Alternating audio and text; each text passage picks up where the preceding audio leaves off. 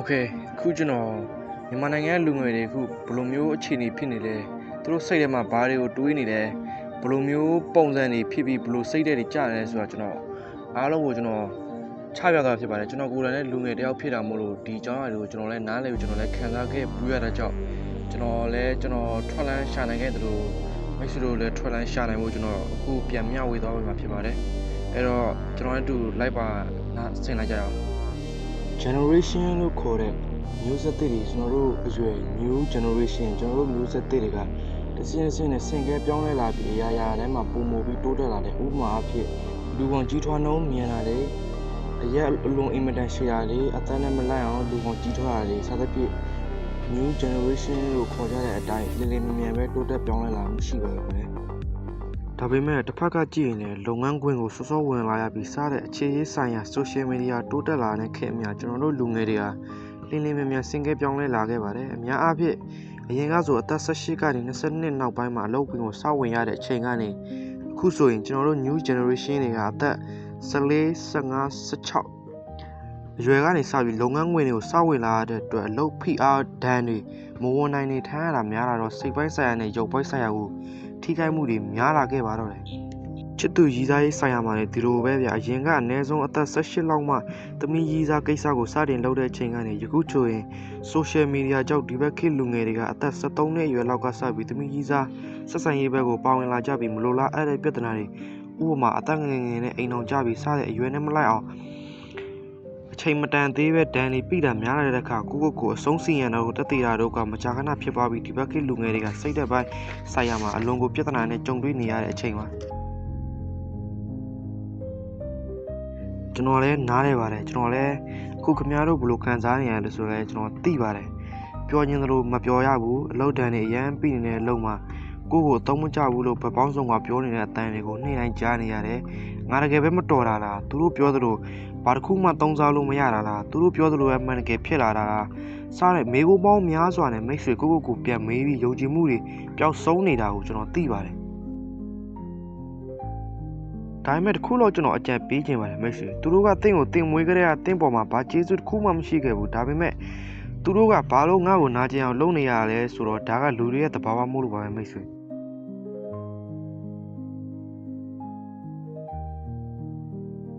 သူတို့ကတင့်ကိုဘယ်တော့မှမတိုးတက်စေချင်ပဲအမြဲတမ်းသူတို့အောက်မှာပဲထားချင်ကြတဲ့လူတွေပါဒါကြောင့်သူတို့နှုတ်မှပြောတဲ့စကားတစ်လုံးကိုမှမိတ်ဆွေခေါင်းထဲကိုမထည့်ပဲမိတ်ဆွေရဲ့အုံနောက်ကိုအလကားလူတွေရဲ့ပြောတဲ့စကားနဲ့ပဲပြည့်နေဖို့မထိုက်တန်ပါဘူးသူတို့ကိုလစ်လို့ရှုလိုက်ပါပြီးတော့မိတ်ဆွေဒီဘက်ခေတ်လူငယ်တွေကိုကျွန်တော်အကြံပေးချင်တာတစ်ခုရှိပါတယ်အဲ့ဒါကတော့ကျမ်းမာရေးနဲ့ပတ်သက်ပြီးလေ့ကျင့်ခန်းကိုပုံမှန်လုပ်စေချင်ဖို့ကျွန်တော်အကြံပေးချင်ပါတယ်တနေ့ကိုအနည်းဆုံးတစ်နာရီလောက်ထားပြီးနေ့တိုင်းကျွန်တော်လုပ်စီခြင်းပါတယ်ဒါကစိတ်ပီစီးမှုတွေနဲ့မကောင်းတဲ့ negative အတွေးကိုခွန်အားနဲ့တိုက်ထုတ်နိုင်သွားသလိုခံစားချက်ကိုခံစားစေရပါတယ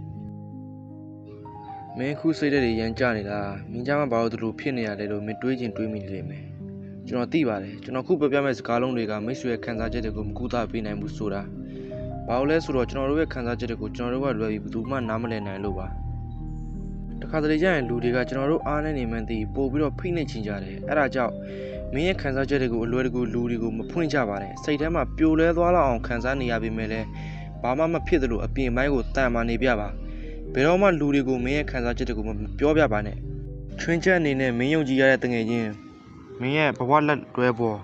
မင်းရဲ့မိသားစုဝင်တွေကိုတော့မင်းရဲ့ခံစားချက်တွေကိုတော့ဖွင့်ပြလို့ရပါတယ်အမြဲတမ်းမျိုးသိပ်ထားရင်လည်းမကောင်းပါဘူးမင်းကခုလူငယ်ဆိုမင်းစိတ်တွေကမာကြောနေဖို့လိုပါတယ်ရင်ထဲမှာအိမ်မက်တွေနဲ့တောက်လောင်နေရမှာပါဘယ်အရာမဆိုရိုက်ချိုးနိုင်တဲ့ယုံကြည်မှုရှိဖို့လိုပါတယ်ပထမဆုံးမင်းကိုဘယ်အရာတွေကဘယ်အကျင့်တွေကအားနေစေလဲဘယ်လူတွေကမင်းကိုစောက်ယုတ်စေလဲဖြစ်နေသမျှအဲ့လိုအရာတွေနဲ့ဝေးဝေးရှောင်ပါမင်းကခုအသက်20အရွယ်ဆိုတိကျတဲ့ဆုံးဖြတ်ချက်နဲ့ရည်မှန်းချက်တစ်ခုရှိနေဖို့လိုပါတယ်မင်းဘယ်အရာကိုဝါသနာပါလဲဘယ်အရာကမင်းကိုပျော်ရွှင်စေလဲမင်းတကယ်ဝါသနာပါတဲ့အရာမင်းတကယ်လိုလိုလလားနဲ့စိတ်ဆန္ဒပြင်းပြပြီးအဲ့အရာကိုအရန်ကြီးဖြစ်ချင်တဲ့မင်းအိမ်မက်အကယ်လို့မင်းမအဲ့ဒီအရာရှိခဲ့ရင်အဲ့ဒီအရာကိုဒီဇိုင်းမရှောက်ပါမရောက်မချင်းရှောက်ပါကြားထဲမှာအခက်အခဲ16000လောက်ကိုမင်းမြင်နေရလိမ့်မယ်မင်းရဲ့စိတ်ထဲမှာမင်းချန်ပီယံဖြစ်နေလို့မင်းအောင်မြင်နေလို့တွေးလိုက်တိုင်းမင်းရဲ့မသိစိတ်ကနေကြော်ဖျက်ပြပြဿနာတွေအလိုလိုရောက်လာတယ်ဒါတွေက ငါတို့ရဲ့လူတဘာဝရဲ့ဖြစ်စဉ်တွေပဲအဲ့တော့မင်းဆက်လျှောက်ပါမင်းရှုံးမပေးနဲ့အဲ့လိုမှမဟုတ်ဘဲနဲ့မင်းကဟိုရောင်ရောင်ဒီရောင်ရောင်နဲ့ဘေးယာကိုမှပြီးဆုံးနိုင်အောင်မလုပ်နိုင်ရင်မင်းခုမြင်နေရတဲ့အသက်40 50အထိဟာသူများအောက်ခြေမှာလှုပ်နေရတဲ့အလုပ်သမားဘဝနဲ့ရှိနေသွားလိမ့်မယ်အဲ့ဒါကြောင့်မင်းကအဲ့လိုမဖြစ်စေချင်မှန်းလည်းငါသိတယ်မင်းလည်းအဲ့လိုမဖြစ်ချင်ဘူးဆိုတာငါသိတယ်အဲ့ဒါကြောင့်မင်းကပြောချင်တာကမင်းကဝါသနာပါတဲ့ຢာမင်းကအရင်ဖြစ်ချင်တဲ့ຢာကို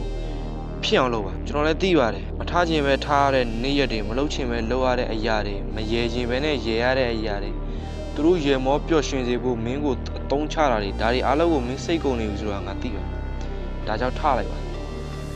မင်းလွတ်လပ်တဲ့လူမဖြစ်ချင်ဘူးကိုထားခြင်းတဲ့အချိန်ထားမယ်ကိုတနေ့တာအချိန်စရာတိုင်းလုပ်မယ်ကိုရဲ့အချိန်တွေကိုတခြားတစ်စုံတစ်ယောက်တွက်နဲ့မကုံဆုံးစေပဲနဲ့ကိုလှုပ်ချင်တာလှုပ်ခွင့်ရှိတဲ့ဘဝကိုမင်းနဲ့ပိုက်ဆိုင်ချင်တာငါသိပါတယ်အဲ့တော့မင်းတကယ်ဘာလှုပ်ချင်လဲဆိုတာရအောင်ရှာဖွေပါမင်းကိုဘယ်အရာတွေကအမြင့်ဆုံးကိုရောက်စီလဲဆိုတာသိအောင်လုပ်ပါတခါတလေကျွန်တော်တို့ကလမ်းပြောင်းနေတဲ့အချိန်တခြားသူတွေရဲ့ဘဝအကြောင်းကိုသူတို့အခက်အခဲတွေကိုဘယ်လိုကြော်ဖြတ်ခဲလဲဆိုတာပြပြနေတဲ့ဗီဒီယိုကိုမင်းကြည့်နေလိမ့်မယ်သူတို့ပေးတဲ့အကြံတွေကိုမင်းလိုက်လုပ်ချင်လောက်ကောင်းနေလိမ့်မယ်သူတို့ပေးတဲ့ကြံတွေကိုမင်းလိုက်လုပ်ပြီးလိုက်လုပ်ကောင်းရင်မင်းလိုက်လုပ်နေလိမ့်မယ်ဒါပေမဲ့တာကြီးမင်းကတခုပြောပြချင်တာကသူတို့ကမင်းမဟုတ်ဘူးသူတို့ကြော်ဖြတ်ခဲ့တဲ့အခက်အခဲနဲ့မင်းကြုံတွေ့နေရတဲ့အခက်အခဲတွေကမတူဘူးသူတို့ကဆောင်းဝဲဖြီလို့ခက်ခဲခဲ့တဲ့အခက်အခဲကိုပြောပြနေချိန်မင်းရဲ့စားဝတ်နေရအတွက်အခက်အခဲတွေကြုံတွေ့နေရတယ်ဘသူစီကမှအကြံမီဝါနဲ့လို့ပြောတာတော့မဟုတ်ပါဘူးဒါပေမဲ့တာကြီးလူတိုင်းကကိုယ့်ဘဝနဲ့ကိုယ်ပဲလူတိုင်းကတယောက်နဲ့တယောက်မွေးဖွားတာချင်းလည်းမတူဘူးတယောက်နဲ့တယောက်ဖြတ်တန်းနေရတဲ့ဘဝချင်းလည်းမတူဘူးအဲ့တော့တာကြီးမင်းရဲ့ဘဝကိုမင်းကိုယ်တိုင်ပဲအဖြေရှားမှာမင်းရဲ့ဘဝကိုမင်းသာနားတယ်ဆိုမှပဲဒါကခက်ခဲတယ်ဆိုတာငါသိပါတာကြီးဒါပေမဲ့မင်းသာအောင်မြင်သွားရင်မင်းရှင်တဲ့နေရတဲ့ကောမင်းချစ်မြတ်ဒါပေမဲ့မင်းသာအောင်မြင်သွားရင်မင်းရှင်တဲ့နေရတဲ့ကောမင်းချစ်မြတ်နိုးသွားပါလိမ့်မယ်မင်းကဘာကအမှန်ဘာကအမှားဆိုတာလည်းကိုမင်းခွဲခြားတတ်သွားပါလိမ့်မယ်လောကကြီးကိုနားလည်လာပြီးအရာရာကိုလက်ခံနိုင်တဲ့လူတယောက်ဖြစ်သွားပါလိမ့်မယ်အဲ့တော့တလောကလုံးကိုအနိုင်မယူခင်တာကြီးမင်းရဲ့စိတ်ကိုမင်းအရင်ဆုံးအနိုင်ယူပါမင်းရဲ့စိတ်ကိုမင်းအနိုင်ယူပြီးသွားရင်မင်းကတလောကလုံးကိုအောင်နိုင်တဲ့လူတလောကလုံးကိုရိုက်ချိုးပြနိုင်တဲ့စိတ်သက်ရှိတဲ့လူမင်းဖြစ်သွားလိမ့်မယ်ဒါပေမဲ့တာကြီးငါတို့ခုကြုံတွေ့နေရတဲ့အခက်အခဲငါတို့ကြုံတွေ့နေရတဲ့ငါတို့ရဲ့ဘဝတွေကငါတို့ရဲ့စိတ်ဆိုတဲ့အရာငါတို့ထိန်းချုပ်ထားတာမင်းထားလိုက်ပါတော့18 black စတဲ့စကားတွေကိုမင်းက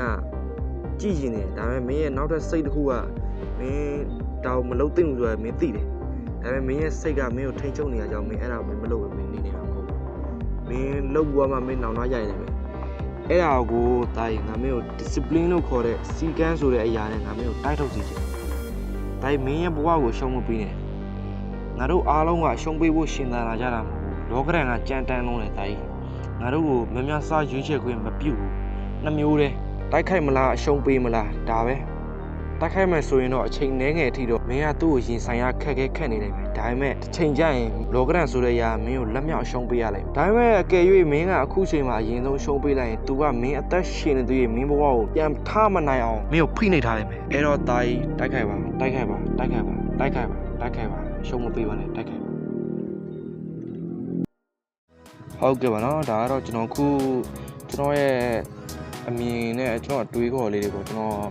စိတ်ဓာတ်တွေကြားနေတဲ့အချိန်ကျွန်တော်စာအုပ်မှာချရေးထားပြီးကျွန်တော်ကိုယ်တိုင်တွေးရတဲ့အတွေးခေါ်လေးတွေပါကျွန်တော်အခုမှစပြီးတော့ content စတီထွင်တဲ့အတွက်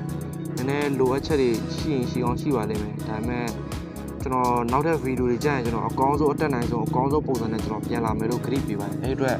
ကျွန်တော်ရဲ့ channel လေးကို like နဲ့ subscribe လေးနှိပ်ထားဖို့တောင်းဆိုချင်ပါတယ်အဲ့ဒါကကျွန်တော်နောက်ထပ်ဗီဒီယိုတင်ဖို့ပို့ပြီးအားရှိစီလို့ပါအားလုံးကိုကျေးဇူးတင်ပါတယ်